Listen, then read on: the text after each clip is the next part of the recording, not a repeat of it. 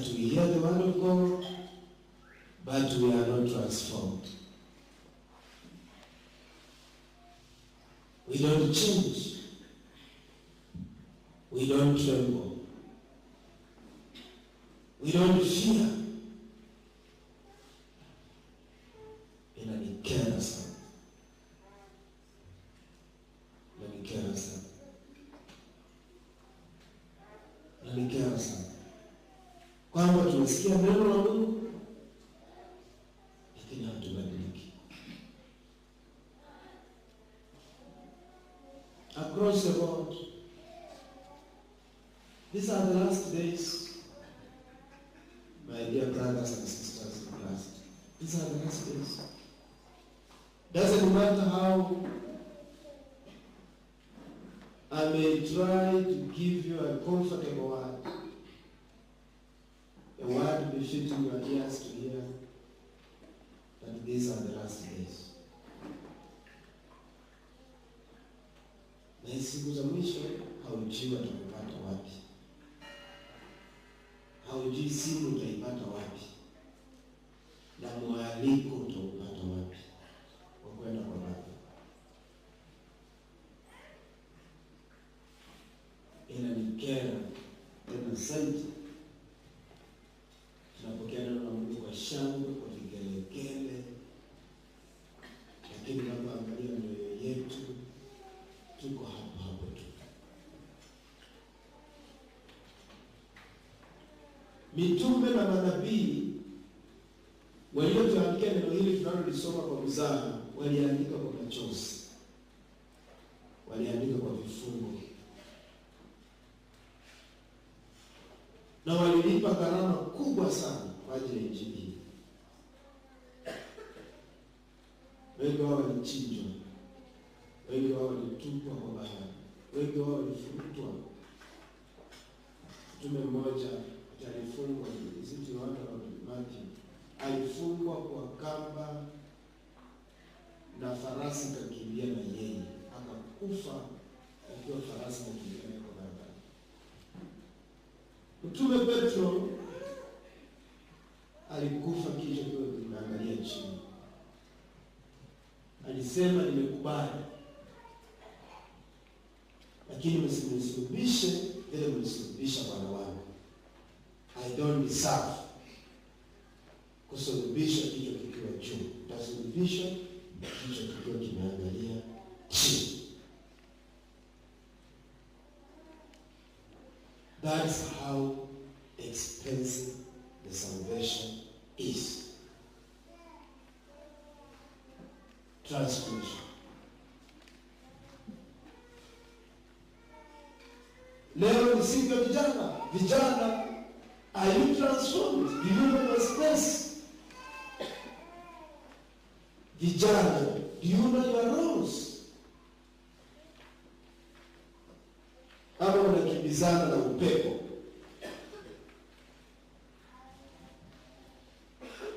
Unakimbizana na upepo wa maisha, upepo na tamaa ya mwili. Vijana, kama sio vijana, wapige makofi vijana wetu.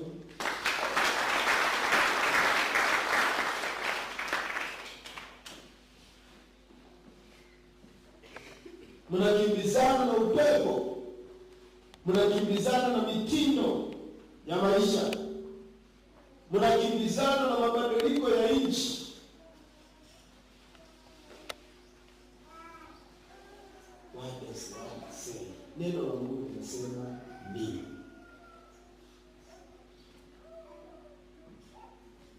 Haya maisha, hakuna mwanaume, hakuna mwanamke, hakuna kijana. Ati mimi kijana nitafanya kila kitu, hakuna sahihi. Kijana katika Kristo. Kijana hatima yenu. Nataka kuambia wivu kwamba muwe na wivu ya kulinda hatima zenu. Msijichafue. Mpoteze hatima zenu. Vijana, msijichafue. usipoteze hatima zenu. Njaa isifanye uuze urithi wako. Njaa, umasikini usifanye uuze urithi wako. Njaa. So most of the youth wanasema maskini, sina kazi, sina nini. Hiyo isifanye uuze urithi wako.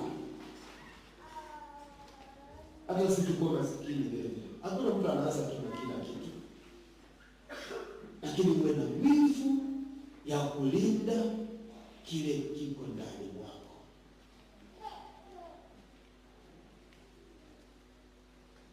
Ulinde your future.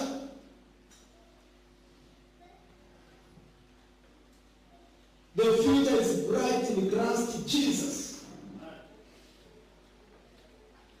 But the future is terrible without Jesus. Wasichana,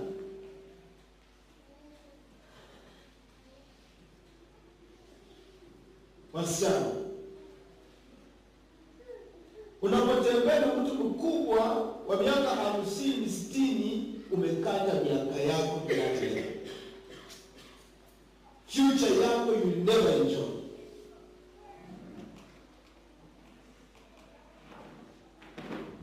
Leo naomba Mungu anisaidie mfupi sana katika Warumi 12. Warumi 12. Vijana, jitunze. Don't compromise your inheritance because of circumstances. One of the key circumstances is poverty. Lack of employment. That does not mean you to become loose because of chips, because of little monies. Familia upate pesa zako za halali.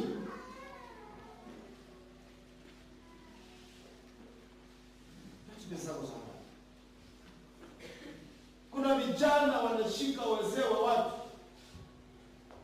Unajisaliti. Na hiyo nakuhakikishia kwamba unaposhika mzee wa watu, wewe ni msichana na unashika mume wa mtu, upende usipende, na wewe vile vile wako atashika. Sasa ni uchague.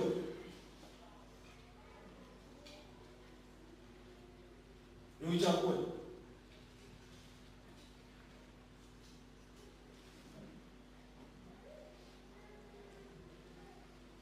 Ni uchague. Ukishika mume wa mtu, basi pia wako utakamata. Apandacho mtu ndicho atafanya nini? Tavuna. The word of God is very clear. Ndicho utakacho vuna. Wewe ulipanda mahindi, wanatarajia mahindi. Unaona mahindi kwa nini?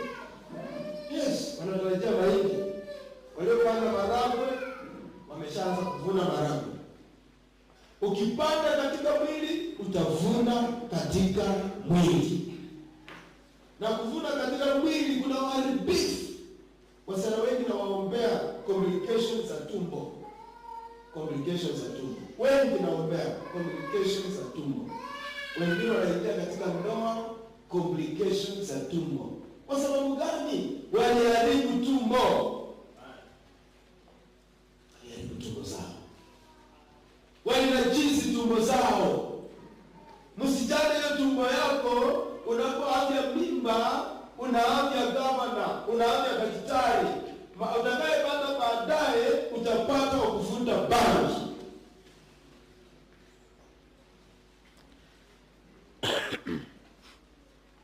Unafanya msichana mwingine deliverance.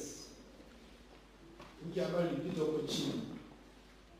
Msichana mdogo sana na ametoa 7 pregnancies. Nikamuuliza huyu mtoto, mimba 7 umetoa?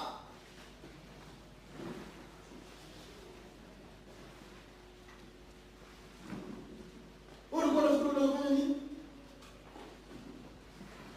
Hata nikikwambia Yesu anakupenda ni sawa, lakini judgment must feel it. Kuna watu wanatamani watoto. Mtu anatoa 7, mwingine anatamani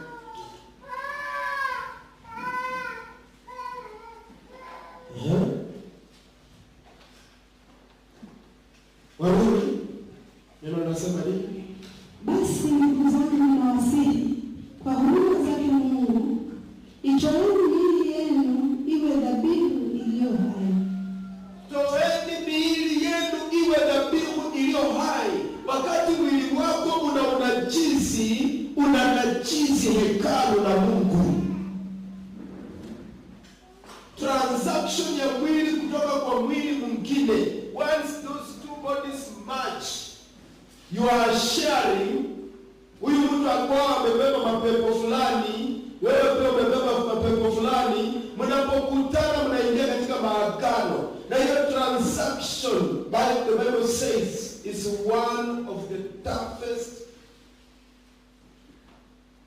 transactions spiritually that you are doing. Pepo linakuingia ambalo sio la kweli.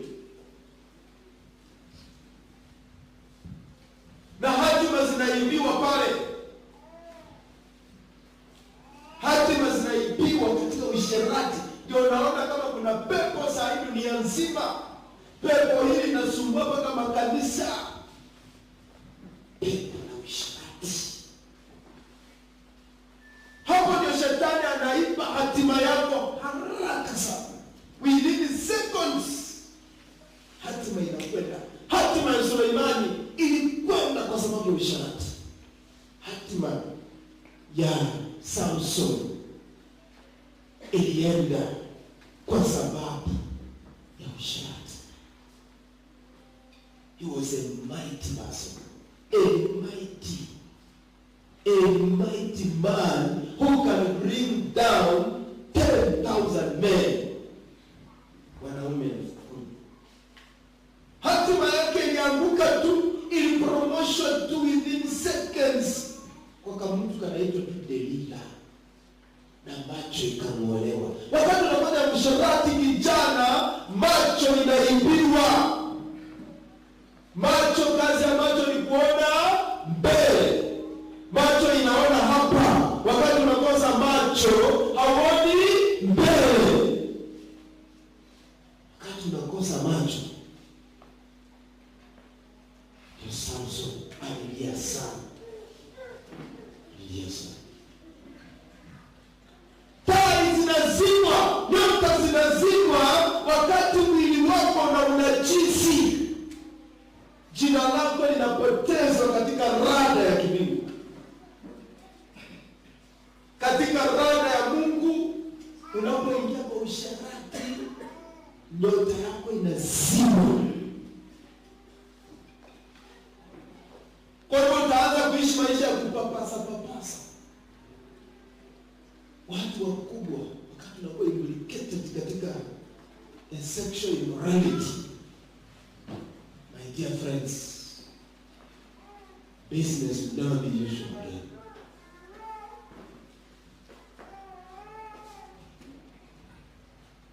Sharati. Na usharati hauogopi yeyote. Usharati hauogopi yeyote.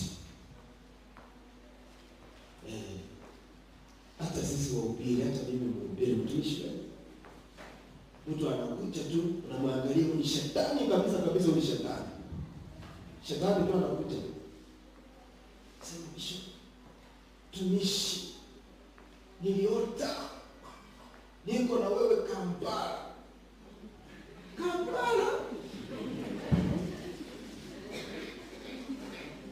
Anakuambia sasa yao mwenye aliota.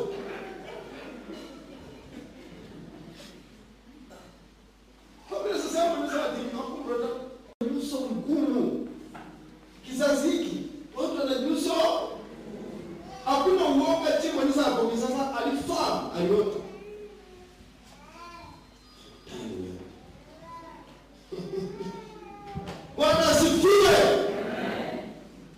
But I love my God because always my God is faithful.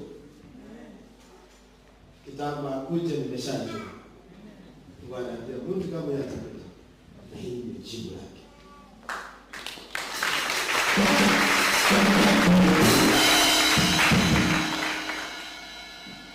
Watu wana majina mazuri, lakini wakati jina lake linaanza kuongelewa kwamba huyu ameanza kutenda, basi nyota yako anaanza kuifuta. Kile shetani anafanya katika maisha ya mtu wa Mungu ni kupoteza nyota yako katika rada yake. Jina lako linafunikwa na nini? Na giza.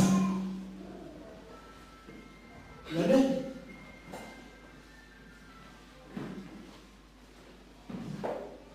Asha sinisema simu ikilia kanisani unaniletea mbariki simu ya pili. Iko na mmoja hapa simu na kadi. Tena yangu iko hapa simu na kadi. Nipata kwa wengine na furahi sana. Hallelujah. Consequences of immorality. You lose the glory of God. You lose the glory of God. Because the glory of God is the magnet of favor.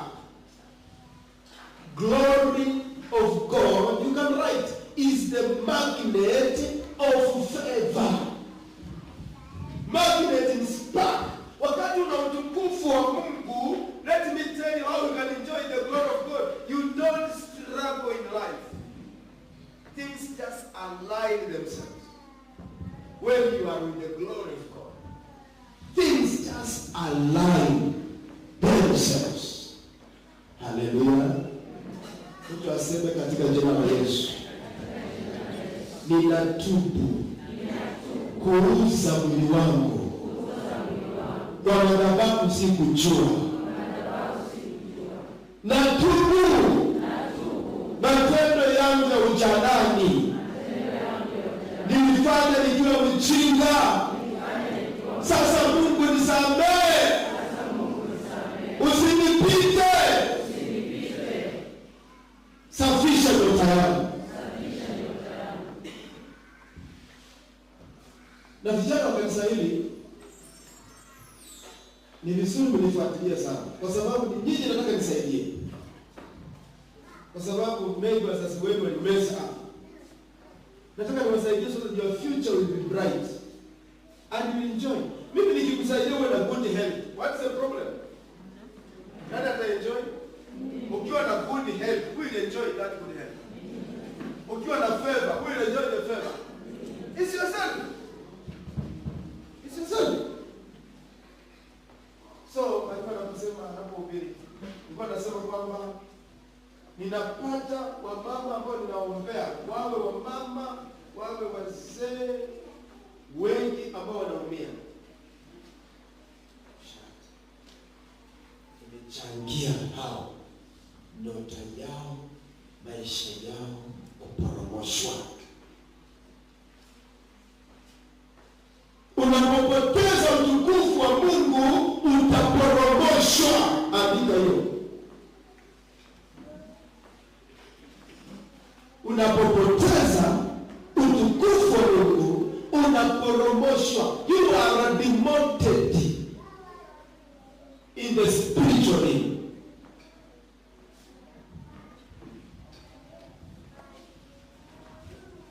Itoeni miili yenu. Itoeni miili yenu kwa huruma. Kwa nini Paulo anaongea hili jambo? Kwa huruma. Kwa huruma zake Mungu, itoeni miili yenu.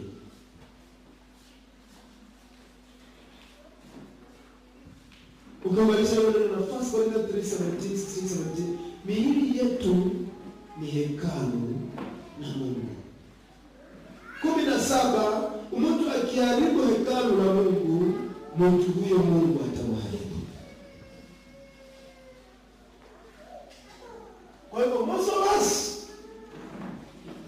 mahekalu yetu iko katika ICU, ingine iko katika ward, ingine iko katika malaini ya kuona daktari. Miili yetu ni mgonjwa.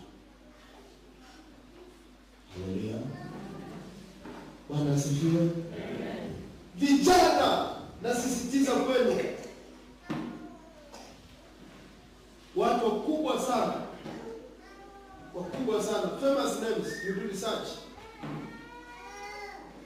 vitu ambavyo vimewaangusha. Wakitaka kuua mtu mkubwa, watamtafutia malaya,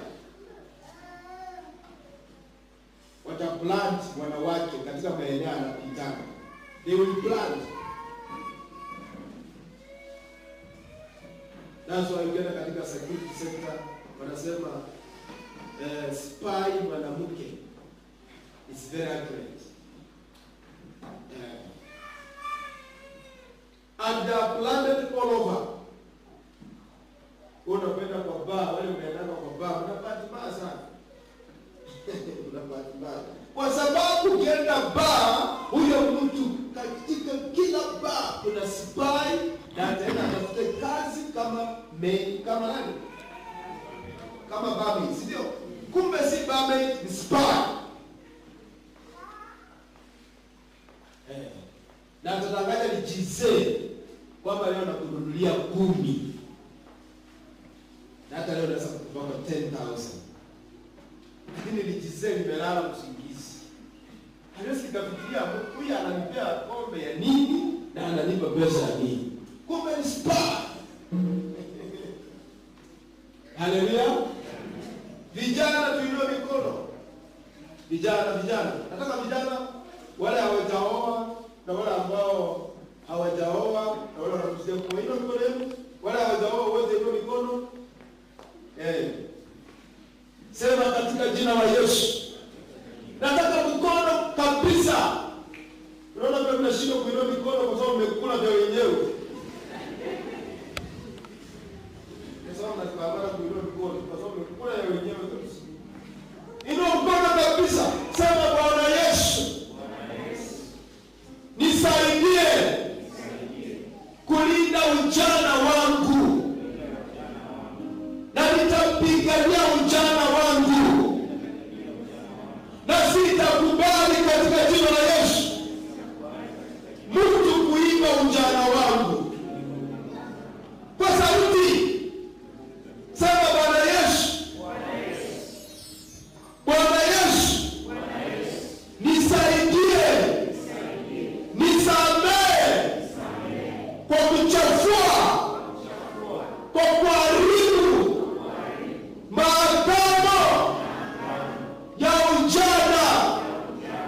Nisaidie kushinda watakao kuja kutaka kuniharibu. May that be your prayer 24/7.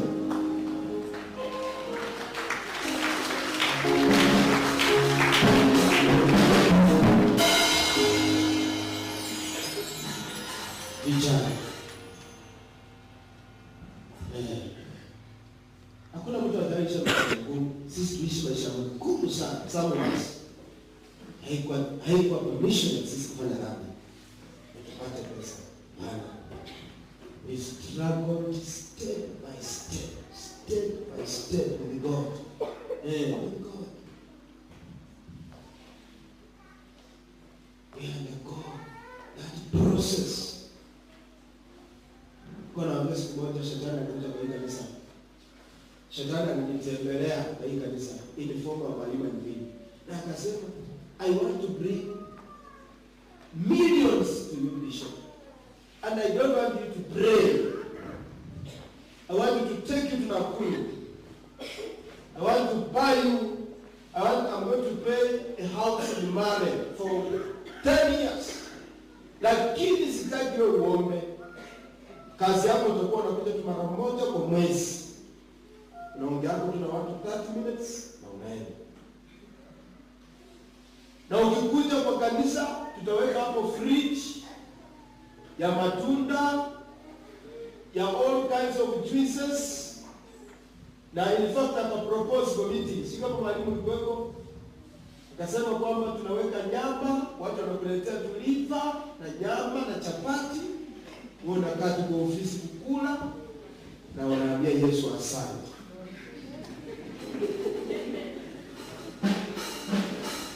Sasa jina lako kwa unasemaje?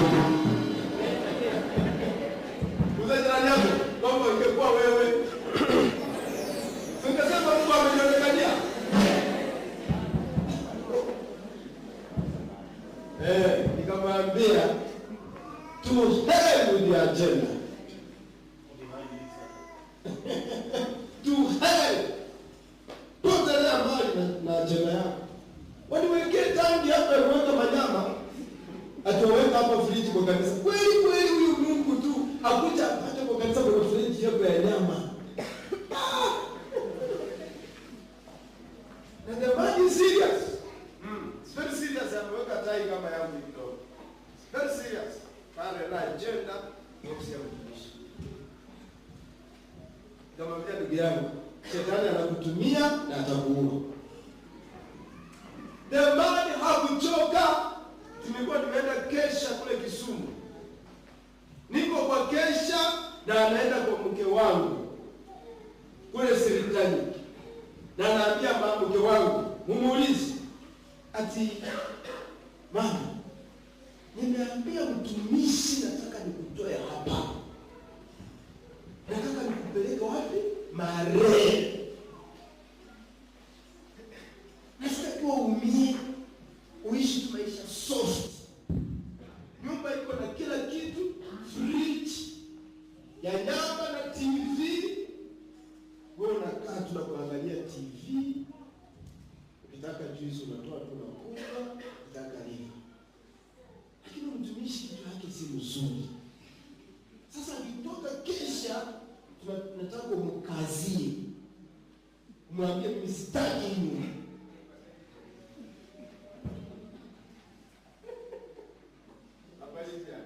Mama tai baba. Ukituona hapa tumetoka mba. I did not accept that proposal because of my calling. Nikitaka nyama gani ninakosa leo? Na sisi tunaleta nyama. Nyama inajulikana. Hii nyama anakuletea makilo inatoka wapi?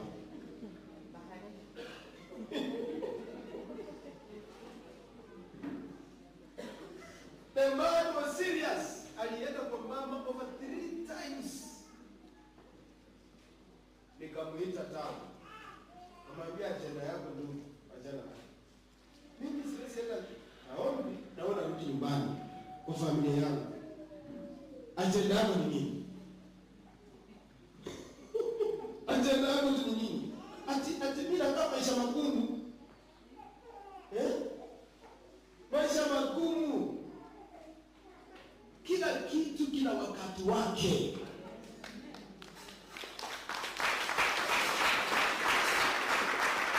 Vijana, kila kitu kina wakati wake. Hii inaongelesha vijana. Mna nafasi ya kurekebisha, mna nafasi ya kutengeneza future yenu. Shetani hakujibu umbwa. Shetani ni mwanadamu tu. Mwanadamu naye mchua. Anaweza kuwa rafiki yako akwambie leo tuko out, nimepata songo. Tutaburudika mpaka asubuhi. Utatoka katika kuburudika, nyota yako imefanya nini? Imeenda. Na imeendanga kabisa. Soma mwalimu. Leo Mungu atusaidie na maliza tu hapo wana 30 minutes. Leo waachilia mapema. Nimepata application watu wanasema, mtumishi na uzima. Wanaona wala mai. Ambia hapa tafadhali. Lakini sasa hata mwende nyumbani na mnakufa sasa. Si afadhali mkaa hapo mwa wazima.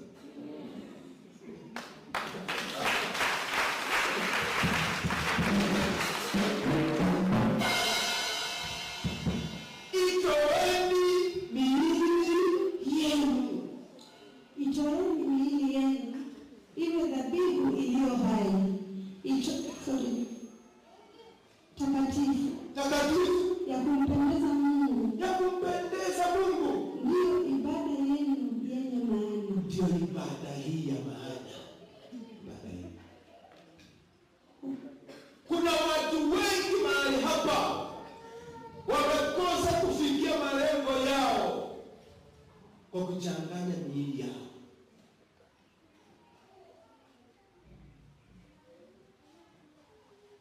Wanafanya kazi, lakini kumuuliza nionyeshe kazi yako, matunda hapo. watoto shule hawezi. Hata nyumba hakuna. Ukifuata huyu mtu vizuri, utakuta kama mwanamke kwa kona.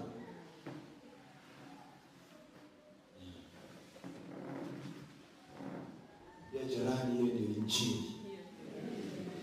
Ukifuata kabisa, hawa mama wako hapa waaminifu wachache. Ukiwauliza maisha ya wazao na waume zao, waume ambao maendeleo yalikwama, miradi ilikwama, wakati alipata njia nini? Parliament. Anaitanga mpango wa kando. Hata jina lenyewe tu linaonyesha kuna shida. Mpango wa kando. Mpango wa kando ni hasara. Wanaume, hasara. Utafunguka macho, wenzako walienda na wakati. Siku macho utafunguka. But when you are faithful with your wife, pesa yenu yote is accounted for. Kidogo chenye mnapata kika accounted for. Na kwa sababu mnapata na Mungu haoni chochote kuzuia, chenye mnaguza kinafunguka. Raho kumana. Raho kumana. Raho kumana. Sema raho kumana. Sema hiyo, raho kumana. Tufanye hivyo.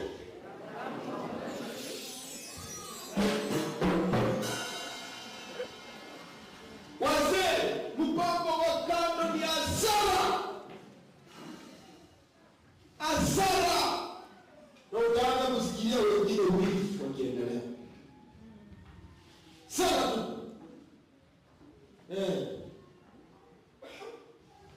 Mimi nikiwa na agenda, my wife is the treasure.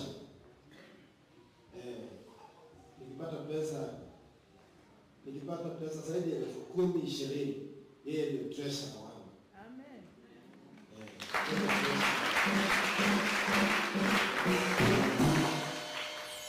Yeye ndio treasure. Na yeye hawezi ruhusu pesa yote. Mtu kaenda sakari na kameika chini. Mbona lazima yapata mafuta kona. Trap asili. Hallelujah. Bwana asifiwe. I'm talking about the future. Spiritual transaction is stolen through what? Immorality. Fornication. Na hiyo mwalimu, kwa hao vijana ni kama kukunywa maji baridi. Ati nipe Coca-Cola baridi. Nataka baridi. Nataka kupiga touch. Chakula touch. Nilikuwa nimelipa msichana mmoja, mtoto anatoka Netima. Mlimuona hapa. Aliniambia ameweza kuwa na wanaume zaidi ya 200. Kasana alikuwa hapa. Wao deliverance kutoka Netima. 200. Na kanasema out of 200 nikwambia mtumishi all of them. Na agenda yangu nikienda tunaye kwa lodging, nikitoka maono yake yote nimeiba. Hata mtu kwa familia yake tena. Kwa sababu alikuwa kama mlikoona. Kama kinti safari. Bwana asifiwe. Na mama yake akasema ukiona kwa hii simu ya mtoto ana simu inashinda mimi na mimi nimeajiriwa. Mimi ni mwalimu wa secondary, lakini simu ambayo mtoto wangu wako nayo mimi sina. Pesa inakuwa. Na kuna wazazi vile vile mnashurutisha watoto kuleta pesa na mji pesa inatoka wapi? Shauri. Itoeni miili ya amri jirani yako. Toa mwili wako kuwa dhabihu ya kumpendeza Mungu. Alafu kwa vile leo mlipozana vijana, ukiwa mwaminifu huwezi kuzaa mtoto akose kusoma. Mpaka mtoto atasoma. Vijana kioleka ndio mwaminifu. mtoto wako anapata tu yote. Sasa mkirasi na kona leo. Mtoto wangu ashikanishi chochote. Inaonyesha wewe si mwaminifu. Bwana asifiwe. Haleluya. Bwana asifiwe. Niendelee ama nisiendelee? Fruits of faithfulness. God will give you bright children. Responsible family. Not koyane kwa family. Kuna watoto wa kawaida na kuna watoto halisi. Kuna watoto na kuna watoto wa agano. Wewe ni mtoto tu ama ni mtoto wa agano? Kijana kama wewe kama ni kijana mzako polisi, wewe ni kijana ama ni kijana wa agano? Waisraeli wanapigana kwa sababu ni kisasi cha agano. Ndio sababu wanapigana. Kisasi cha nini? Cha agano. That's what they are fighting now. That is Genesis 17. Hatutasoma hiyo. Soma mwalimu hiyo maliza kwanza kama. Wala msifuatishe namna ya dunia hii. Msifuatishe namna ya dunia hii. Bali mgeuzwe kwa kufanywa upya nia zenu. Mgeuzwe, mfanywe upya nia zenu. Mpate kujua hakika mapenzi ya Mungu. Mpate kujua hakika mapenzi ya Mungu ni matamu. Mapenzi ya Mungu ni mazuri. Unapoishi kwa mapenzi ya Mungu utaenjoy maisha. Unapoishi mapenzi ya Mungu utaishi maisha ya amani. Unapoishi maisha mapenzi ya Mungu, kila kitu unachotia mkono wako kitafanikiwa, kwa sababu unaishi kwa mapenzi ya Mungu. Yaliyo mema ya kumpendeza na watu na ukamilifulness. Maisha kama hayo sasa ukiishi utakuwa vizuri. Utakuwa vizuri, si ndio? Utakuwa vizuri, si ndio?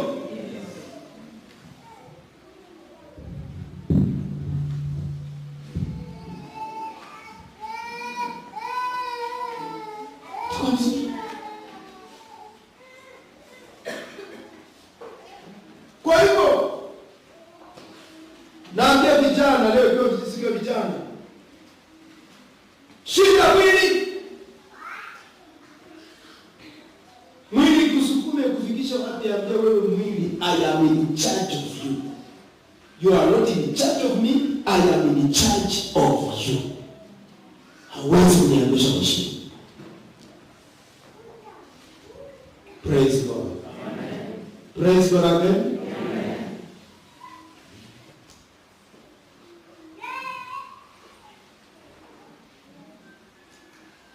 Wagalatia mlango wa 6.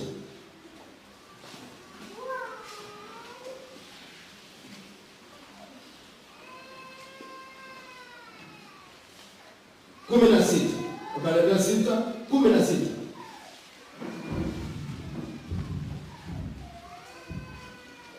Na wote watakaoenenda kwa kanuni hiyo, amani na iwe kwao na rehema kwa Israeli wa Mungu. Ndio. Tangu sasa mtu asinitaabishe, kwa maana ninachukua mwilini mwangu chapa zake Yesu. Rudia tena mwalimu. Kwa sababu na wote watakaoenenda kwa kanuni hiyo, amani na iwe kwao na rehema. Ndio. Na kwa Israeli wa Mungu. Waisraeli wa Mungu. Tangu sasa mtu asinitaabishe, kwa maana ninachukua mwilini mwangu chapa zake Yesu. Nachukua mwilini mwangu chapa zake Yesu. Chapa. What is chapa? Rubber stamp. Ask your neighbor, are you rubber stamped by the Spirit of God? Je, una mwilini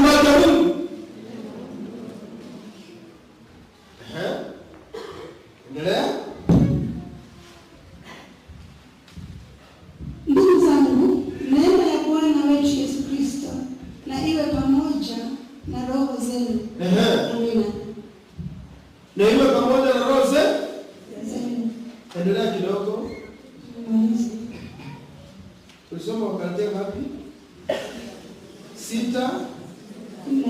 Endelea 17.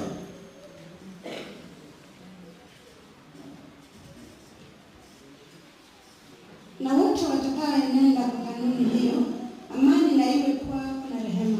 Naam, kwa Israeli wa Mungu. Tangu sasa mtu asinitaabishe, kwa maana ninachukua mwilini mwangu chapa zake Yesu. Ndugu zangu, neema ya Bwana wetu Yesu Kristo. Uko nasoma 6:16. No, 5:16. Nimechanganyikiwa vipi? 5:16. Basi nasema, alafu utarudi 6 kuanzia 7. Okay. Life by the Spirit. Basi maisha ya kiroho. Hiyo ndio nataka. Ndio? Basi nasema, enendeni kwa roho. Enendeni kwa roho. Wala hamtazitimiza kama tamaa za mwili. Hamtatimiza tamaa za mwili. Kwa sababu mwili hutamani ukishindana na roho. Na roho kushindana na mwili. Na mwili kushindana na nini? Na roho. Na roho kushindana na mwili. Kwa maana hizi zimepingana. Ndio zimepingana. Hata hamwezi kufanya mnayotaka. Lakini mkiongozwa na roho. Mkiongozwa na roho. Hampo chini ya sheria. Hampo chini ya sheria. Basi matendo ya mwili ni dhahiri. Matendo ya mwili ni dhahiri. Ndio haya. Usherati. Uchafu. Ufisadi, corruption. Ibada ya sanamu, ibada ya devotion kwa Illuminati, all that. Uchawi, uadui, ugomvi, wivu, hasira, fitina, faraka, uzushi, ulevi, unyanga na mambo yanayofanana na hayo. Katika hayo nawaambia mapema. Kama nilivyokwisha kuambia. Ya kwamba watu watendao mambo ya jinsi hiyo hawatarithi ufalme wa mbinguni. Piga Yesu makofi mazuri.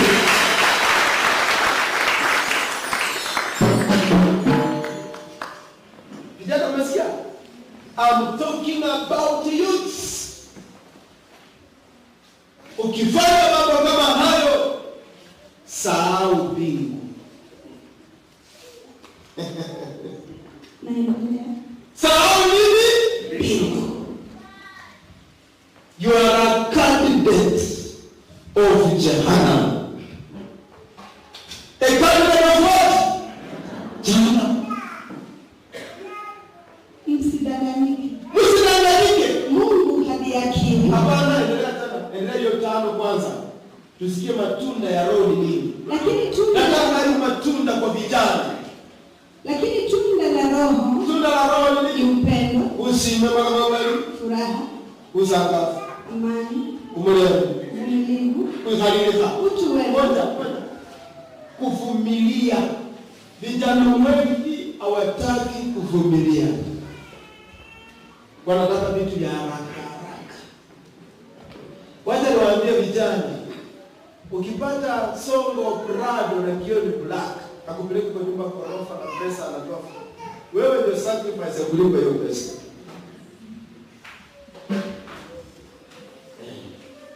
Anzia chini maisha. Maisha yaanzi juu, inaanzia chini. Hiyo nyumba tunajenga nje, unaona inaanzaje? Angalia msije huko nje. Inaanza wapi? Vijana. Ndio upate gari pamoja na huyo mume. Na ujue hiyo gari pesa imetoka wapi? Lakini usikalie tu product nilipata show. Unaitana mwanadamu sponsor. Utakaa kwa sponsor, kumbe wewe ndio nini?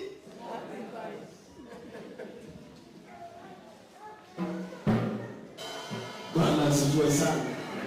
Am I talking to youths? Wangapi wanafurahi injili ya leo? Haina kuzama sisi sote pia. Yes. Maisha Twende polepole, polepole, polepole, polepole. Polepole. Utatamani vile vikuliki.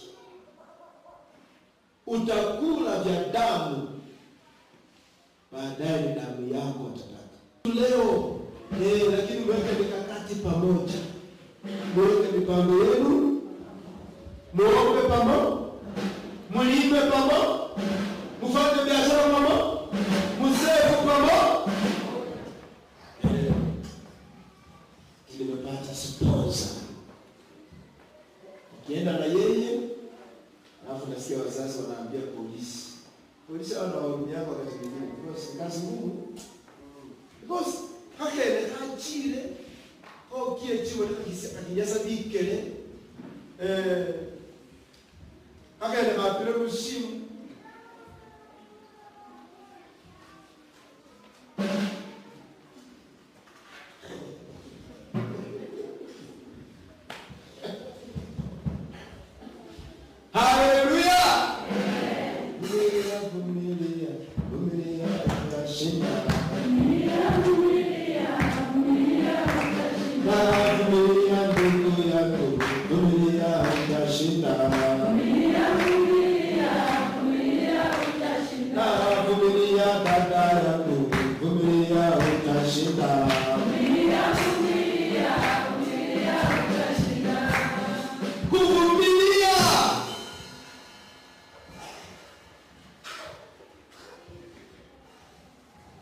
Mimi kila kitu chenye niko nacho, mke wangu ana ushuhuda wake. Anajua vile tumepata. Anajua vile tumejenga. Anajua. Na wewe unataka uende mahali haujui.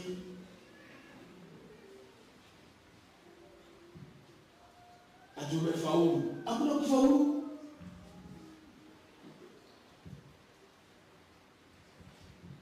Naongea na mwili huko hapa. Waseme yao. Wazazi, Bwana asifiwe wazazi. Wazazi, kama umetaka mtoto wako kwamba njia yake si nzuri. Demombe tunaona mtoto yako ana simu ya 1,100. Moses, you are a teacher. In fact, a head teacher. Now you are a principal, a senior principal.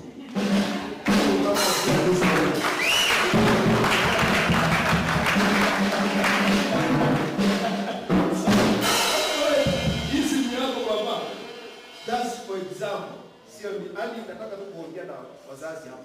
Hizi ni hapo ya sana. It's about 15,000. It's about 15,000. Wapo sana wa awachea na mama kanisa. Suitia hapo. Wapo hao. The moment welfare mama kanisa msichana anakuja na simu ya 1,100. Kama akili yako ni timamu, muulize mama, hii simu imetoka.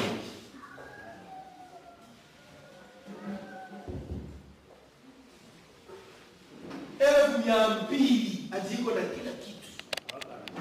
Kama ishawahi basa achuma na leo principal na simu ya 15,000.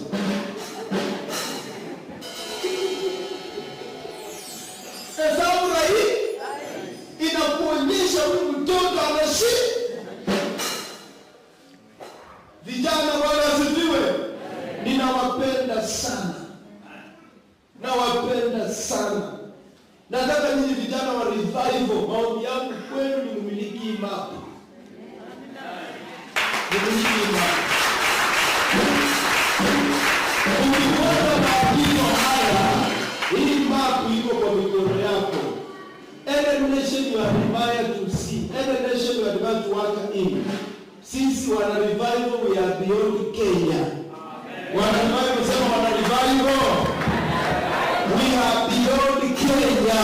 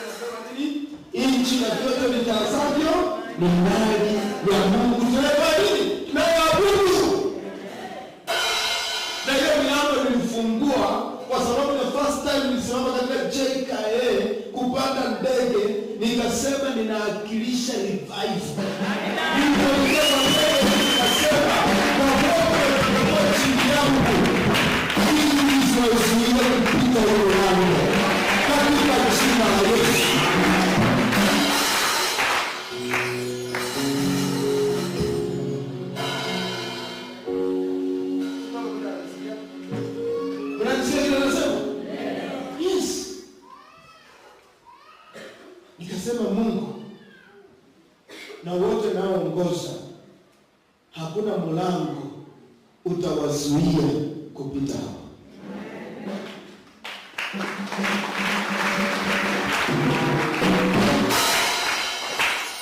Siku nilisalamia president hivi, nikasema kwa moyo, na vijana wangu na walio chini ya neema ya revival watasalamia wakubwa.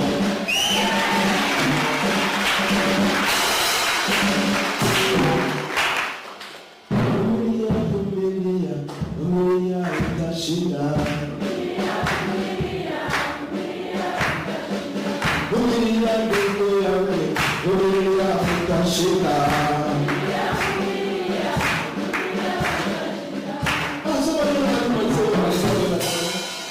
Inamaliza kusema nini? Na tuende kwa 6 sana. Furaha, amani, uvumilivu, utu wema, fadhili, uaminifu, upole, kiasi. Juu ya mambo kama hayo hakuna shida. Tunafanya mambo kama hayo, hakuna siku tutagongana na mtumishi. Tunagongana sasa. Tukongane nini? Hakuna mahali tunagongana. Ukisalimia tunasema be blessed. Barikiwa. Simu. Kuna mwimbaji mmoja akasema mtu anabeba simu mpaka inamshinda mwenyewe. Mimi nina vijana hapa. Mimi nimenunua simu zao. Kila akileta simu nyingine. Nachukua sasa. Nasikia poa.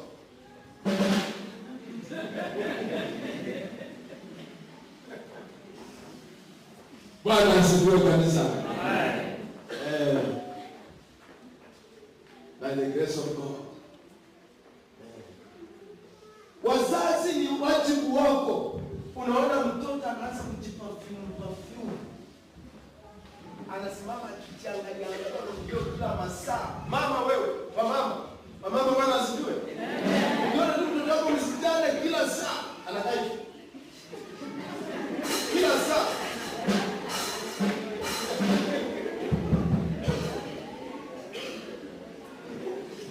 Na anatafuta mafuta ya kunuka sana. Na kuna perfume skills wanaita from what? From Uganda, iko wapi yenye nuka sana? Yenye nuka sana inatoka wapi? Wapi? Paris. Chunga maisha. Vijana. Haleluya. Unavyo kwenda sisikize neno. Vijana mkibarikiwa, nyinyi ndio donors wa divine. Sasa sitaki shetani haribu donors wangu. Sitaki shetani haribu partners wangu kesho. Nikiwaona naona partners. Naona donors, sponsors of the ministry's visions. Vijana wanashikana juzi, simuliona? Wakanunua nini? Ndio hapo.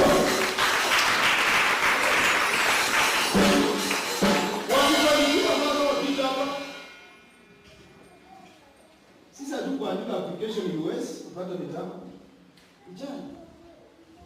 Sasa nasikia wivu shetani akiandika donors wangu. Nasikia wivu. Nasikia uchungu. Unaombea mtoto unapo download nyota yake. He's supposed to be a doctor.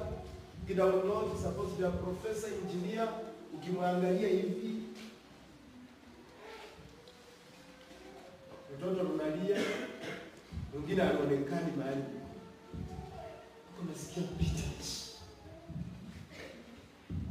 So vijana na wapenda. Ukisikia kila siku naongea na jeni, it's because I love you so much.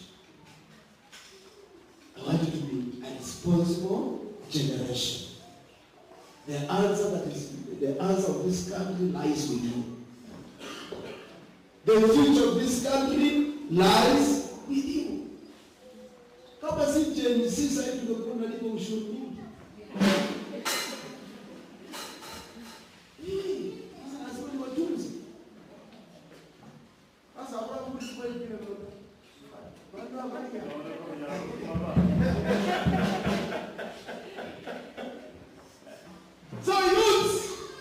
Vijana inua mkono. Amen. Vijana inua mkono. Sema we are the solution of the future. I am the solution. Kwa sababu kijana anaongea kama mtu ameishewa. Kijana anaongea kama kijana. Kijana inua mkono na useme I am the solution. I am the game changer. The future is in my hands. So I will not betray myself. Vijana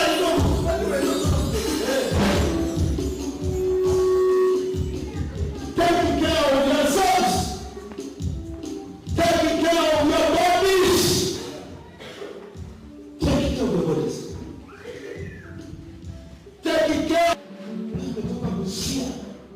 Chini huko kabisa anakuja kutafuta Mungu wetu hapo.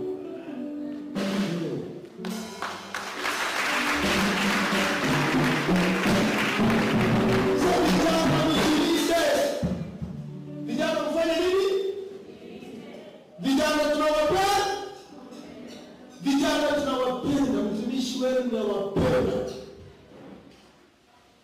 Sasa alikuwa mkutano juzi Nairobi. It was talking about mustakabali wa vijana by the year 2050. Not 2030. By the year 2050. Na vijana wa Afrika by the year 2050, 2065, Europe will be in your hands. Kwa sababu watakuwa na vijana.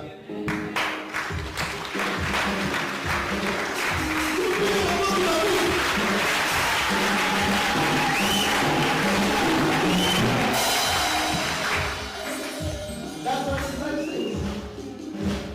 Now, please leaders, mnisaidie kuniletea hili hapa. Mnisaidie kuniletea hili hii screen. Kusudi hao vijana wana download. Wenye nilienda na Simon sijana na wewe.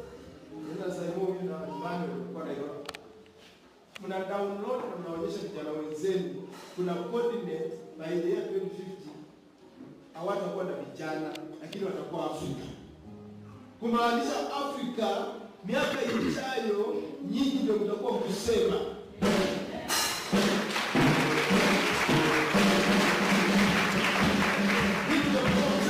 So, naomba mlete kwa hapa wanawekea ili waone reality.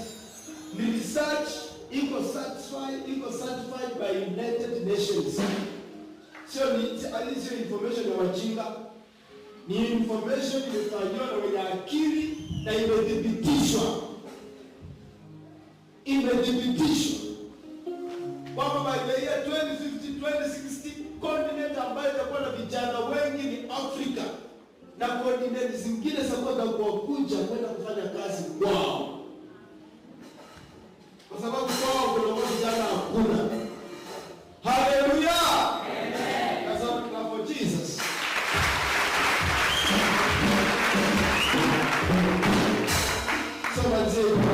Kanisa tuone. Hiyo ndio Wagalatia 6:7. Wagalatia 6:7 inasema nini? Msidanganyike.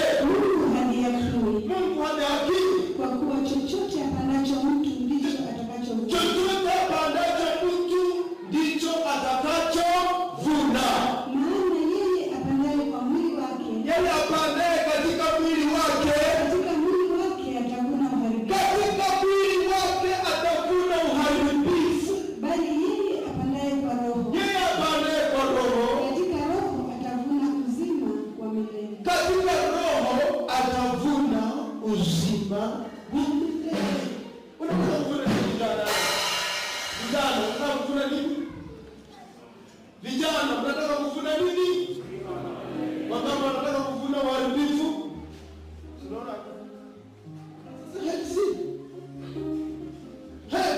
Chukia usherati. Chukia tamaa. Chukia pesa za aibu ndogo ndogo. Ukisoma umalize masomo yako. Ukisoma umalize masomo yako kijana unaje? Unaenda tu kuchukua pesa yako simani. Nimefanya research. Hakuna mtu anaendaka mshahara akakula siku za kwanza kabla kumlikuwa kwa kama mpanga na kengela mote nataka mtu fry na chips na juice gani nyumbani leo ndo kama msha wanaita legit vijana sema legit that's a legit meal au unakula chakula cha haki chakula cha nini haleluya kanza kuzelea kwa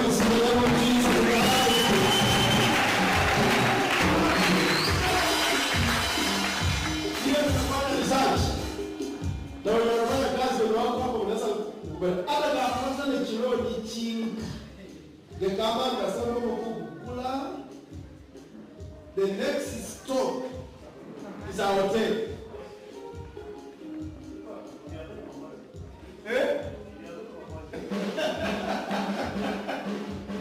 na wezi itisha chapati na dengu ama kideli anaitisha tena furaha, si unasikia? Furaha.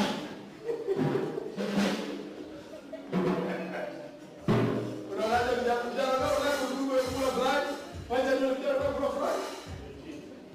Legit meal, and you eat, it has no any conditions, it has no strings attached, it is clean food yako. Mimi naombea vijana wa revival wakule vyakula legit, sio vyakula haramu. Amen. Bwana waangalia. Nataka nichome kuku half. Nichome mbuzi kilo moja. Basi na nyama na asoma ni cassette. Unaona akula ni cassette mbona karita ajana kwa ile kuna huru baba ila bamba na roho na bro na roho ni cassette ndio na mama wale wiki aidha sawa chimba kwa kimba kwa bisi haleluya.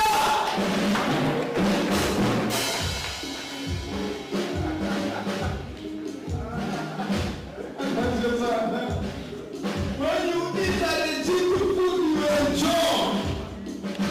You eat it comfortably, without no stress. Sindio Patricia? Patricia, kula chakula yako baada ya mshahara, kuna shida kweli? Hakuna. So unakula kitu chini. And then you enjoy. Talk to these girls on your app. Just encourage them to learn kusoma na bidii. Na wapewe ushuhuda wako na kitambili. Ili wajue kama wamepata kwenye sauti. Tumaitie. Nasikia vibaya. Nikijana mtoto mwenyewe. Mama kwenda amesema mgongo. Wewe. Unasikiaje kama mzazi? Sio uchungu. Musa pale. Msikini mtoto wenyewe kweli. Sana kuta. Na amekufa. Na kijana anamwambia yes, today you are so beautiful. Walikuwa wanataka kusema kutusuka. Hapo uchemsenda hapo. Sio mbaya sana. So, Patricia, just come here to Patricia, please. Just give a few testimony for 2 minutes or 3 minutes. Talk to my girls here. Go on there. Now process to talk to my boys. Yes.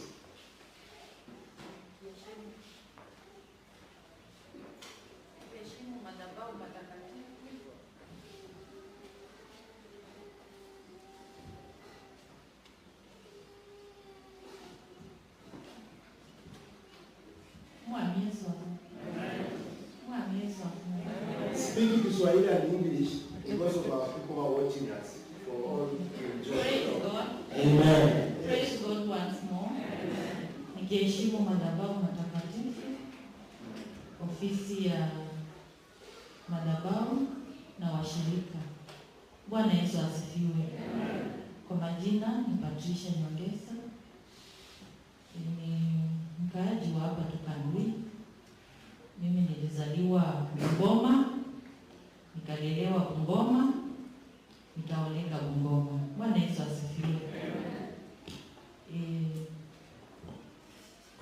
mengi, ni mambo mengi sana katika maisha ambayo mtu hupitia.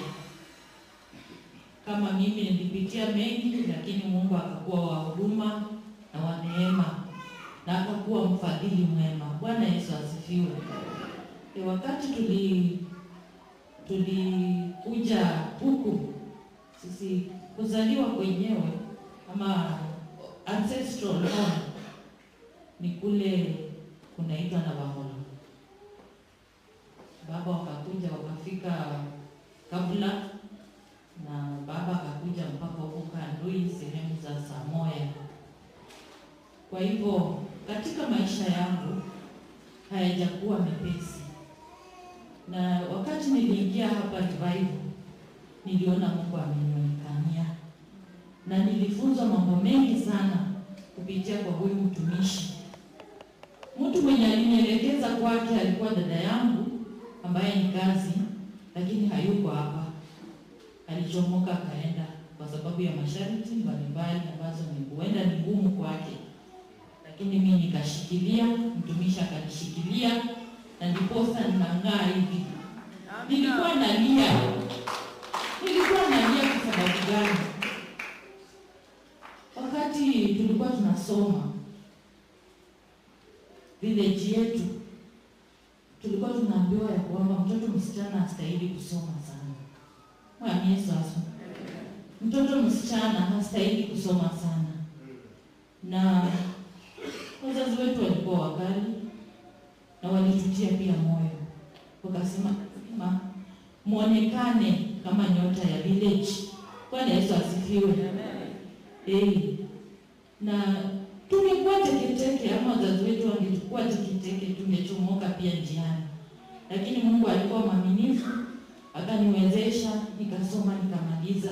Being the firstborn of the family, you know how we have been groomed up by our prophet here. Ya kwamba ukiwa firstborn wa familia, ni mengi sana unapitia. Na wazazi wako wako na maono makubwa juu yako. Chochote kinachotendeka, wanasema ya kwamba wewe ni mkubwa wa familia, kwa nini unafanya hivi? Mimi sikuwa najua kwa sababu gani, lakini kupitia kwa haya madhabahu nimeona mwanga. Nimeona mwanga mkuu na umenielekeza. Bwana Yesu asifiwe. So ikafika mahali nikatafuta mtumishi, akaniombea na akasema ya kwamba hapa mbele kuna kitu kikubwa mbele yako na usigive up. Nashukuru sana baba kwa sababu amezidi kunielekeza na amezidi kunipa mashauri yaliyo mema. Bwana Yesu asifiwe. Wakati villagers walikuwa wanasema kwamba hamtasoma na hamtafaulu. Wakati uko kwa mwendo mkali sana, kuna mtu atatokelezea na aseme ya hautafaulu na hautafaulu hata ufanye nini. Lakini madhabahu haya yamenibeba. Bwana Yesu asifiwe. Kwa sababu nilikuja sina kazi. Niligraduate 2009. Na nikakaa nyumbani nikasema ya kwamba Mungu huwa na mimi. Graduate wapi? Unajua wengine wako Thomas. Unawaambia graduate wapi? Niligraduate. Unaenda secondary wapi? Graduate wapi? Na mnajua ndio waelewe. Kwa kuelewe hizi vijana. Bwana Yesu asifiwe. Primary nilisoma Mpeli primary. Wangapi wanajua Mpeli primary? Hizo enzi tulikuwa tunabeba samadi, tunaenda kuboma. Nilipomaliza class 8 nikaitwa shule inaitwa Chakol Girls. During those days Chakol Girls ilikuwa kama Lugulu Girls. Bwana Yesu asifiwe. Nilipomaliza Chakol Girls, wazazi wangu wakaona ya kwamba sijapata matokeo yaliyo mema. Form 4 nikarudishwa form 3. Nikaenda tena Kolana Girls. Nikasoma form 3, form 4. Bila nilimaliza form 4, inaitwa Masinde Muliro University. During those days, Masinde Muliro ndio ilikuwa imeupgradiwa kutoka Weko College na ikawekwa university Masinde Muliro. Sisi ndio tulikuwa waanzilishi wa Masinde Muliro University. Bwana Yesu asifiwe. Na wakati nilisoma nikafika katikati mwaka wa pili, tulikuwa watano wenye tunahitaji fees. Bwana Yesu asifiwe. Katika nyumba yetu tulikuwa watano wenye tulihitaji fees, na ilikuwaje? Tukasoma tukamaliza. Ukitoka shule kuna miwa mingi sana. Unapotoka tu shuleni, baba ameandika majembe, anasema ya kwamba hili ni lako, hili ni la huyu, hili ni la huyu, na mnakauntiwa lines za miwa. Bwana Yesu asifiwe. Na usipomaliza hautakula, na ujue kwamba unapofungua ukienda shule hakuna pocket money. So badala ya kuweka watu walime wapalilie, wewe ndio utapalilia, ndiposa ufanye nini? Upate hiyo pocket money na ulipiwe school fees. Bwana Yesu asifiwe. Lakini hatuku give up. Kuna wengi wanatoka mahali panaitwa Samoe, na familia yetu wanaweza attest to it. We really toiled. Tulikuwa tunabeba mahindi kutoka kama Kibabii kwa kichwa tukileta nyumbani kama hapa Pokotani. Bwana Yesu asifiwe. Na hatukuchoka. Na baba yetu alikuwa mwalimu wa madaktari. Bwana Yesu asifiwe. Mama yetu alikuwa mwalimu. Na you can imagine tulikuwa tunabeba mahindi kwa vichwa. Na hakuna atikusema huruma, kama ni wamekupimia kipimo chako lazima umalize. Bwana Yesu asifiwe. Nikaenda nikamaliza, vile nilifika second year university, pesa ikawa ngumu, na nikasema nifanye nini? Nimedifa shule, nimekaa nyumbani ili at least nipepwe wengine pia wafanye nini? Wasonge. Lakini Mungu alikuwa mwaminifu. Kwa hiyo harakati nikajikuta njia panda, na nikakuwa nimeoleka. Bwana Yesu asifiwe. Bila nilioleka nikasema sasa nitafanya nini? Because nimepata mimba. Nitakimbilia wapi? Mama yangu anasema ya kwamba shauri yako. Baba yangu ananiambia ya kwamba bila umeoleka bwana yako afanye nini? Abebe mzigo. Then bila nilioleka, walikuwa wako co-wives, the wives to the brothers of my husband. One of them said, you will not finish your academics. Umeona maskini kama huyu hata kulipia fees umalize kweli? Maskini kama huyu hakuna penye atakupeleka. Bwana Yesu asifiwe. Kitu gani kilikufanya ukakuja kwa maskini kama huyu? And do you know what? Where I got married, kwetu ni kama hapa, na hii barabara inakata kwenye nimeoleka. Bwana Yesu asifiwe. Sema mimi nifanye nini sasa? Hii aibu ya aina gani? Nimepata mimba, siwezi rudi nyumbani, sina chochote cha kusema, ikawa tu ni machozi nikulia. Then one day babangu tu akasema, mama, umeoleka, umeamua kuoleka. Na unajua nimekaa hapo 2 years, naona hakuna chochote chenye naweza pata, wala sioni mbele. Bwana Yesu asifiwe. Then babangu akatokezea siku moja, kwa tu Mungu ndiye alimleta.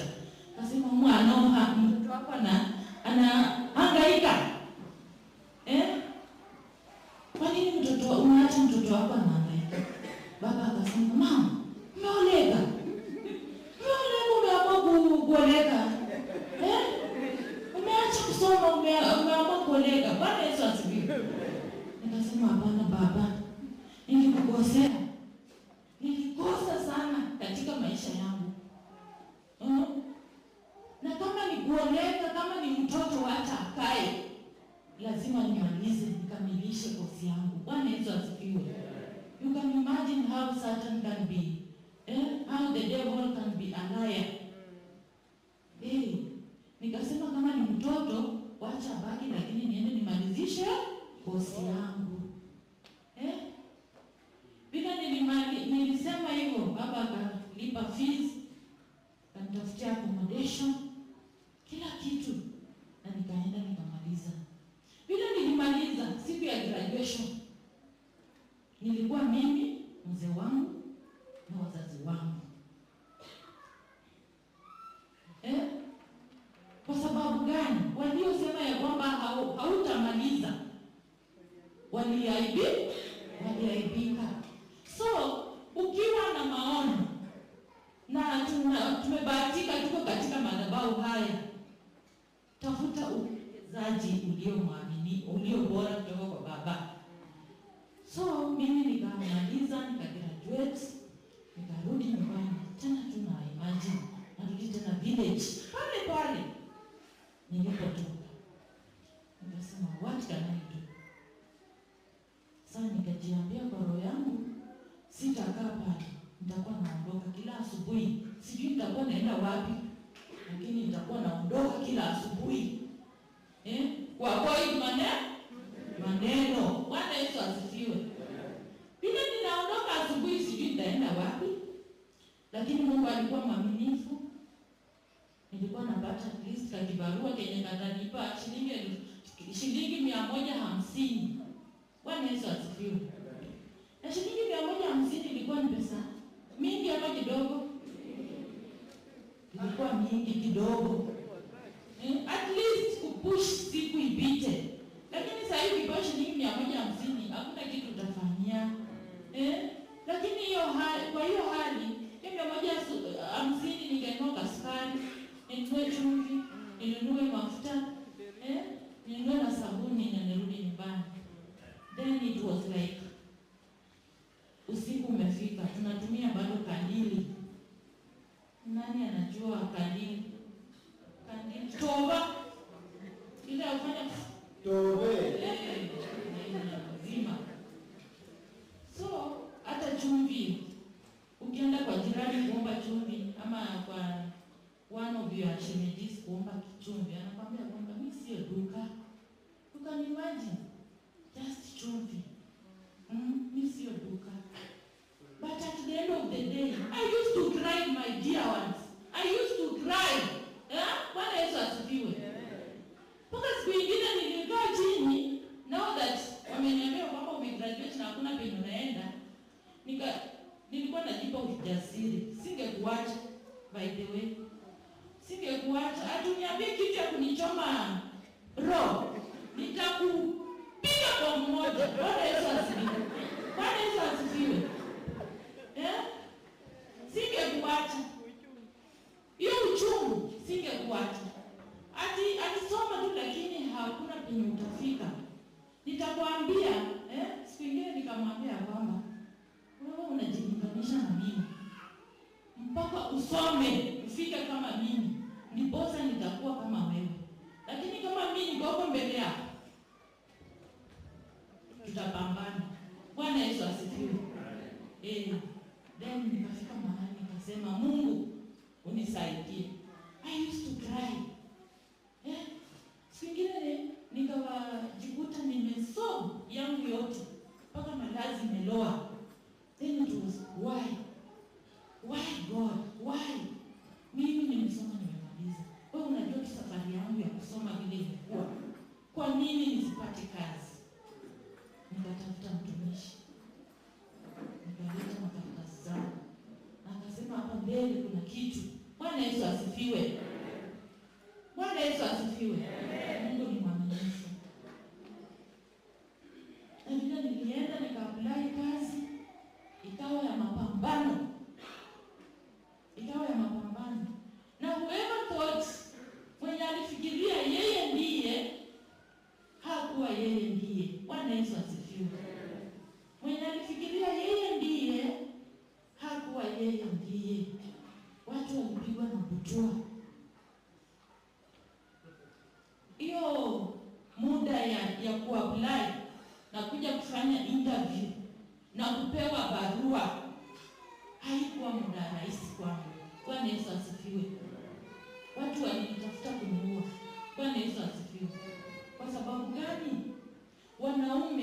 ambao walikuwa na nguvu hawangeona kasichana kadogo kanachukua nafasi ambayo walijua ya kwamba ni yao. Bwana Yesu asifiwe.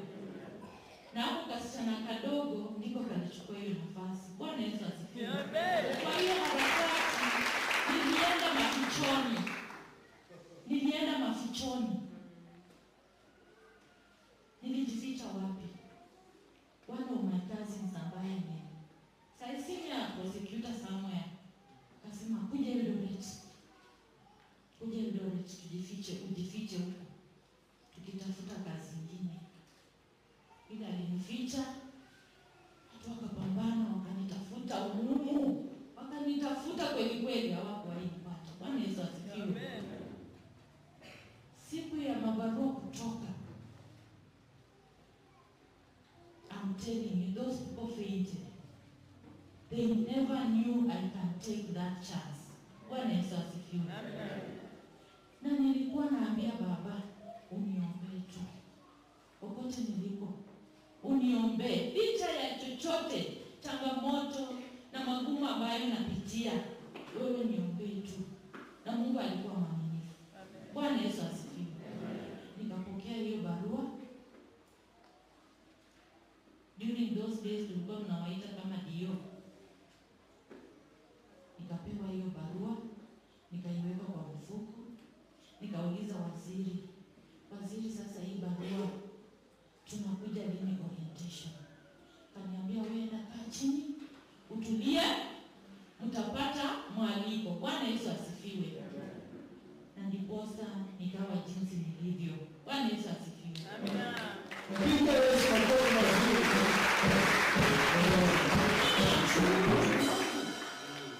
Mimi namshukuru tu Mungu kwa kupitia kwa haya madhabahu na uelekezaji wake. Amekuwa mwaminifu kwangu, na mkifuatilia mtaona penye nimefika. Bwana Yesu asifiwe. Na for the youth, chochote kisikuje kikawa kizingiti mbele yenu. Bwana Yesu asifiwe. Mtu asikuchome na maneno machungu ukae ukisema I'm done, I'm gone, I'm useless. Wewe ni mtu wa maana. Bwana Yesu asifiwe. Amen.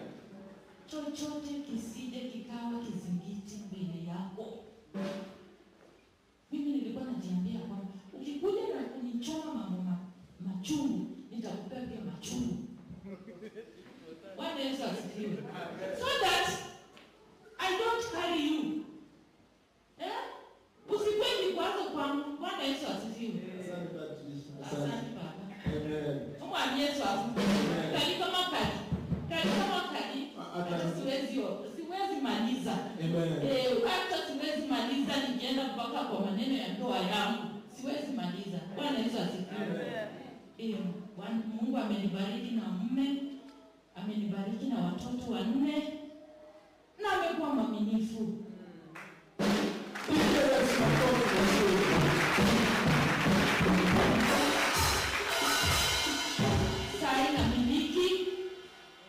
Namiliki familia, namiliki shamba, namiliki nyumba, namiliki wanaume.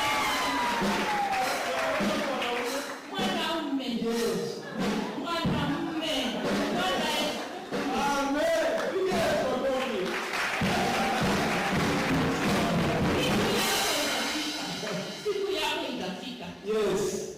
Na Mungu aliye mwaminifu anajibu maombi. Bwana Yesu asifiwe. Hautalia tena. Amen. Bwana Yesu asifiwe. Amen. Weka yote kando kama mwanayu na uangalie mbele. Yale ambayo ni mema tilia mkazo. Yale ambayo ni mapotovu achana nayo. Bwana Yesu asifiwe. Hivyo ndivyo nimeishi. Kama wewe unasema ya kwamba hauwezi, unaweza. Bwana Yesu asifiwe. Barikiwe na Bwana. Mpige makofi kubadilisha nafasi nyingine ili uweze kuendeleza vijana. Wajue kwamba kufaulu sio rahisi. Badilisha ni ndio. Piga Yesu makofi.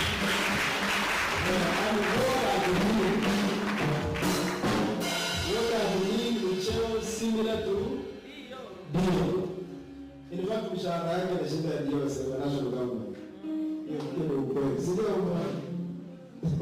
Bwana asifiwe.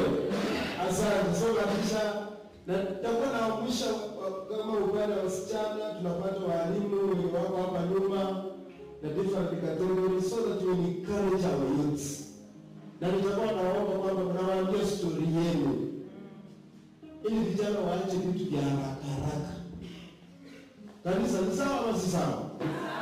Wacha tuone senior principal. I'll be very brief, servant of God. Yes. Bishop, thank you so much for this sermon, which is so good to our children. Yes. Actually, ni mambo mazuri kwa vijana wetu. Bwana asifiwe. Bwana asifiwe vijana. Bwana asifiwe wamama. By the way, Bishop, the modeling of the youth comes from parents. Wazazi, if you play your part well, our youths will do very well. Bwana asifiwe. Na kuna kitu ambaye vijana nyinyi hamjui. Naona mimi mzee Bruno. Ama unaona mimi pia tulikuwa vijana. That's why you don't. Yes. Unaona huyu mama Eunice pia alikuwa msichana. Kama angekuwa msichana mimi singemwona. Yes. Bwana asifiwe. Kwa unaona huyu mzee pia alikuwa vijana. Kisha alikuwa vijana. So when we speak to you, we speak with experience. Yes. Bwana asifiwe.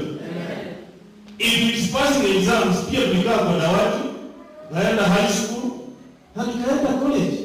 So there's nothing we do not know. What we go through, we also went through. Now that we have experience of God, we want to advise you as youths. Vijana wa Bwana Mungu, fanyago hivi mikono. Bishop, in brief, hawa watu wengi wanapotea because of peer pressure. Imagine peer pressure. Yes. And like you said, people wasichana wao, mimi ndio huwa na wanuni. Hata alipenda ile vizuri mimi ndio nangu. Yes. As a parent. Na mama anaweza thibitisha. Anaenda kwa duka, ule tu amequalify kwenda university. Yes. Ule tu amequalify kwenda college, anasema chenye anataka. Bwana asifiwe. So I want to encourage the vijana. What kills most of our vijana, Bishop, ni peer pressure. Hata hao wasichana wengi kupata mimba ni peer pressure. I interact with the youth from morning up to evening. Wazazi wengine hata hawajui watoto wao. You don't understand the character of your children. You don't. Bwana asifiwe. Vijana, it's possible. Bishop, mimi nilianza na mshahara wa shilingi 1,800. 1,800. Yes. Nikanunua baiskeli ya kwanza. I have risen through the ranks, and the latest when you are praying for me, Yes. I've been promoted to a very senior grade.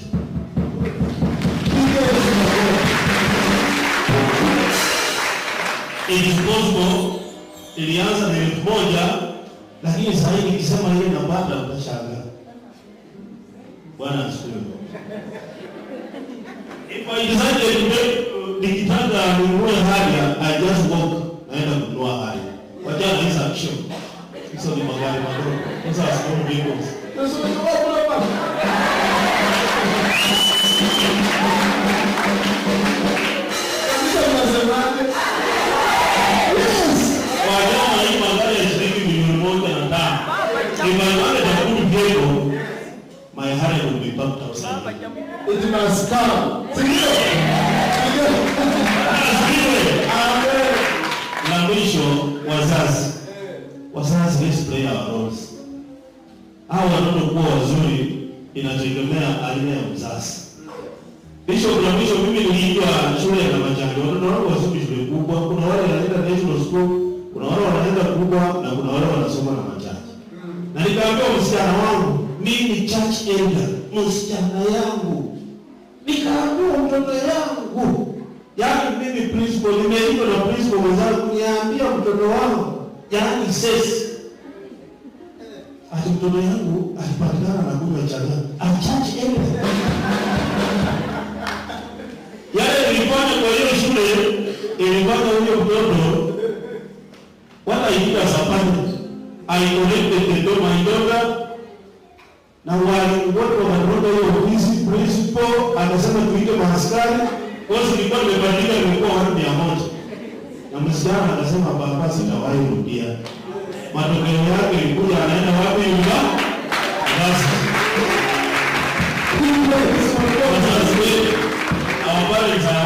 You know, Bishop, hao mama wamekaa na hao wazee wengine hawaelewi watoto wao. Walimu ndio wanaelewa watoto wao. They don't understand their children. They don't.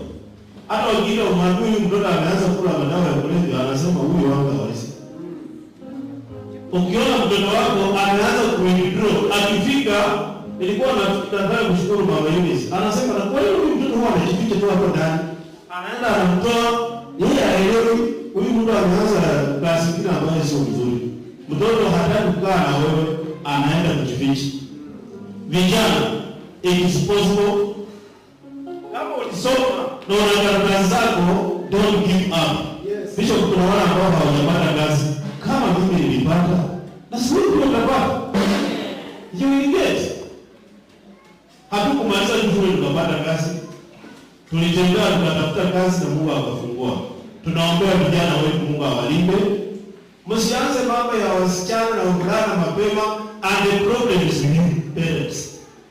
Do you teach our children what can prove you are a girl without inducting in sexuality?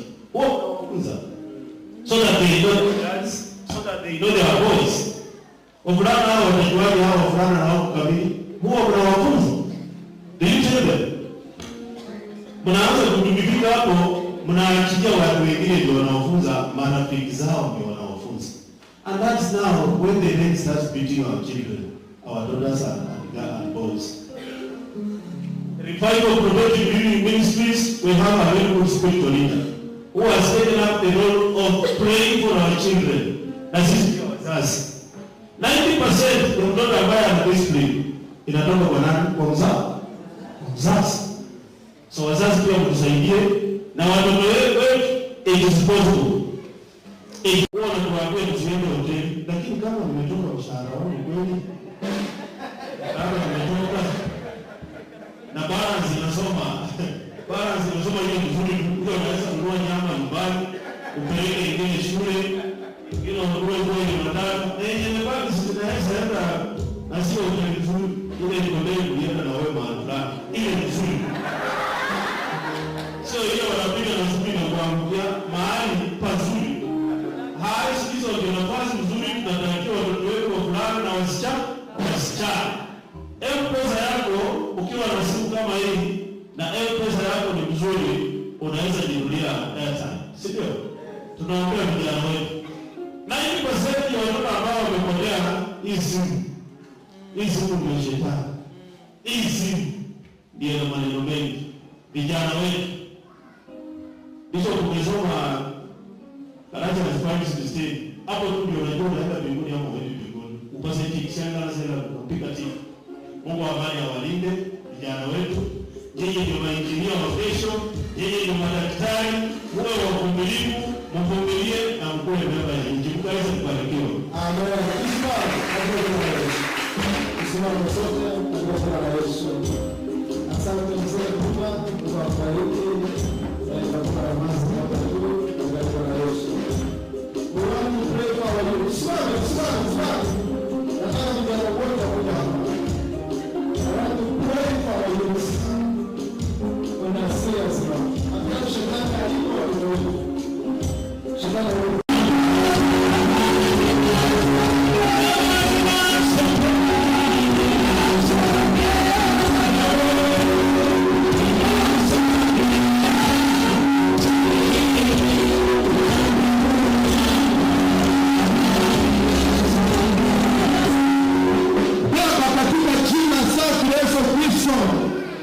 mamlaka aliyonipa Yesu kasema ishara na maajabu zitafuatana na waaminio. Ninaamini mchana wa leo, Yesu mwana wa Mungu, ninatuma moto wa Roho Mtakatifu kwa mashamba ambao watu wako wanakutana na mitego, magonjwa ya miguu, wengine wananyongwa usiku, wengine matili ya kujenga imerogwa. Ndio sababu mipango ya ujenzi zinajikokota kwa sababu ya uchawi. Nakemea magonjwa ya kidney failure. Nakemea magonjwa ya kidney failure. Nakemea magonjwa ya arthritis. Nakemea mitego ya shamba, mitego.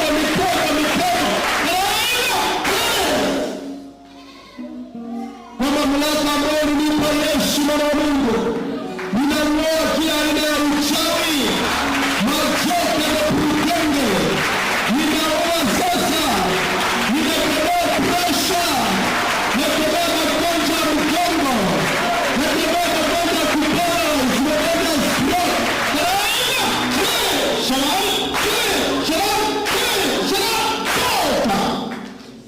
Baba, ninafungua mikono ambayo imefungwa. Watu wako mikono imefungwa, kuna ukame, wengine kudanganyana, wengine wanaume ambao ni waongo, wanasaliti familia zao, wanasaliti baraka za familia zao. Mahali waliko Jehova, mipango kinyume ya familia ninaisambaratisha katika jina la Yesu Kristo. Baba, nainua kila mmoja mikononi mwako.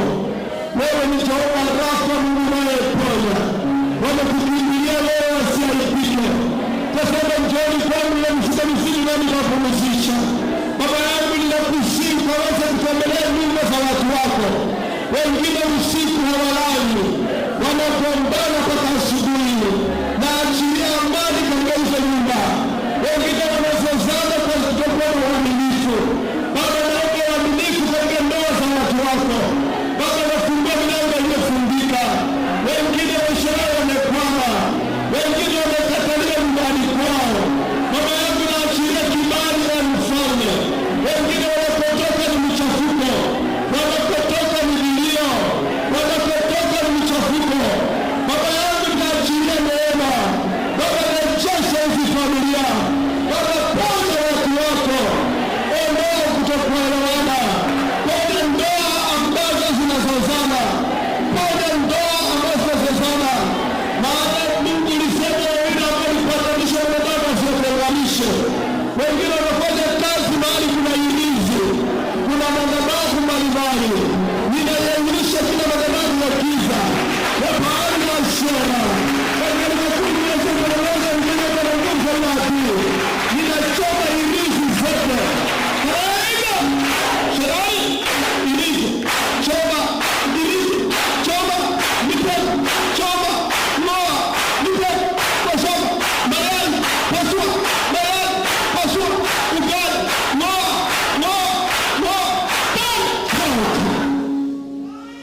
Yes. Baba, asante. Wamekukimbia na kutoka hapo wakaweza kupona. Wafungue na kila laana inayowaandama. Asante Bwana wa majeshi. Wanaposimama ni kwa jina la Yesu Kristo Bwana Mungu wetu. Amen. Asante Yesu Kristo. Wacha Mungu awatendee.